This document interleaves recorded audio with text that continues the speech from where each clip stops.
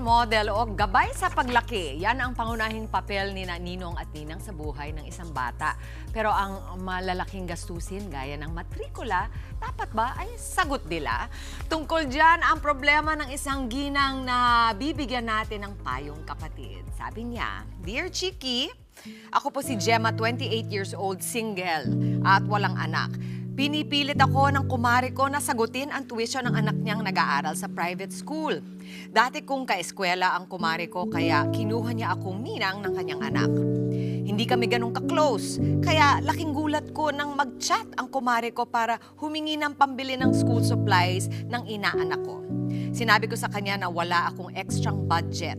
Tinanggap naman niya ito nung una. Pero makalipas ang ilang linggo, tuition na ng kanyang anak ang pinababayaran niya sa akin.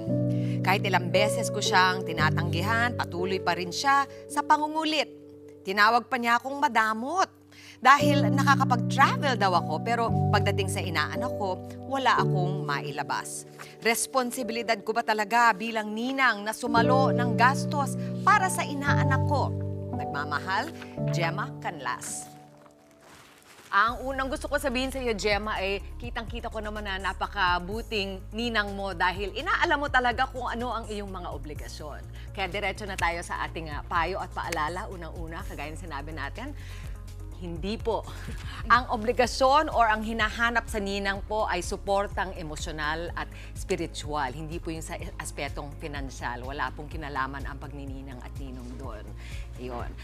So much so na yung sanay tayo magregalo, mag-aguinaldo tuwing Pasko or tuwing birthday, kahit po yun ay hindi naman obligasyon. Yun po ay ginagawa natin ng kusa. At kung hindi nyo kaya, kung merong mga na mamagitan dun sa inyong, yun na nga, sa pagbigay ng magandang regalo, eh wag nyo pong damdamin dahil hindi rin naman yun ang hinahanap sa ninong at ninang. At dito siguro sa sitwasyon mo, maganda ring makita natin, i-point out na iba yung pagmamalasakit mo dun sa kaibigan mo, na nanay ng iyong inaanak, at iba rin naman yung pagmamalasakit dun sa inaanak mo, na yun ang pwede mong tutukan. So, kahit na halimbawa ay hindi na kayo masyadong close, or hindi naman talaga kayo masyadong close ng iyong kaibigan, or in the future, mga ilangan ng suporta o ng advice, yung iyong inaanak, pwede pa rin at dun ka tumutok. Okay? Given that, tatanungin ko itong dalawang to. Paano ba kayo naghat ng mga ninang at ninong ng inyong mga anak? Una, ako mama, kasi sa mga bata, hiwa-hiwalay na henerasyon sila. So kung sino yung mga kaibigan namin pinakamalapit sa amin, nagpipresenta na silang magninong-ninang. Pero kung ako kay Gemma, ang ite-text ko sa kumari niya ay, "Girl, nananaginip ka ba?" Kasi pag nag-anak ka, nilagay mo pa sa private school. Alam mo ako, public school nga ako at marami tayong mahuhusay ng mga guro. Kung hindi afford ang private school, wag nating ituloy tapos ipanghihingi natin ang tuition. May talagang problema ako dun, mami, ha? Gemma, buti na lang hindi tayo magkumare kundi talaga makakarinig ka sa akin. Sabi ko talaga, Gemma, text mo yan, ha? I-block, delete mo na yung kumare.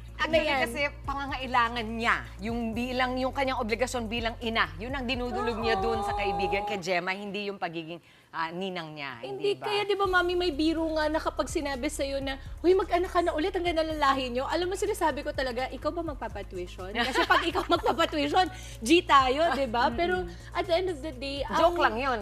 Ako, mama, ako talagang gusto mo pag ikaw magpapatuition, di ba? Pero kasi at the end of the day, ang mga bata, lalo na pagdating sa edukasyon, mama, obligasyon, para sa kanya na, obligasyon ng magulang yan. Lagi.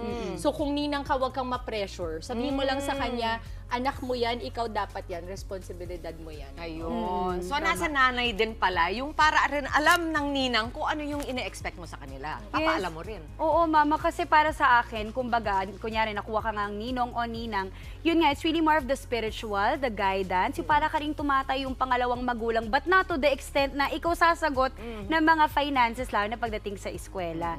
Minsan naiintindihan ko, kailangan humiram ng pera, iba naman kasi yun, yung hihiram ka. Pero yung para ibigay mo lahat ng responsibilidad sa ninang, kasi dapat secondary na lang yun, and dapat nga bukal sa loob kung magbibigay man yung ninang or ninong ng konting aguinaldo or what. But more importantly, you're really there as a ninang to guide your inaanaks and to be there for them.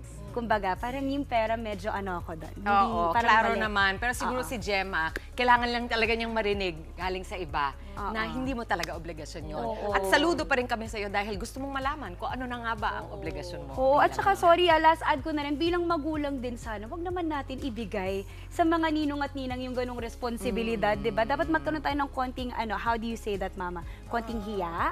Or Delikadesa. delikadesa. Oo. Di ba? Kumbaga, wag mo na ilagay sa alanganin din yung inyong mga kumare at kumpare. Oo. At saka, Gemma, alam mo, go mag-travel kapag Oo. post mo yung You're travel right. na yan.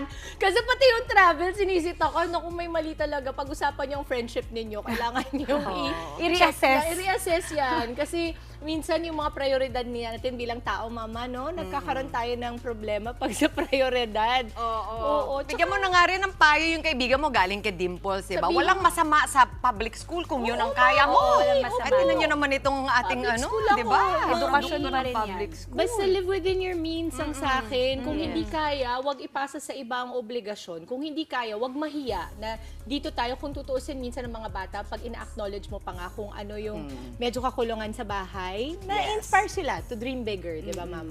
Lodi ka Ganda. talaga. Alam mami, Loding ikaw ang sikat ka Lodi. talaga. Ito, totoong Lodi na. Mga kapatid, Chiki Roa Puno po. Simulan ang inyong araw na puno ng impormasyong kapaki-pakinabang. Sama na sa isang makabuluhang umaga. Tumutok at mag-subscribe sa social media pages ng News 5.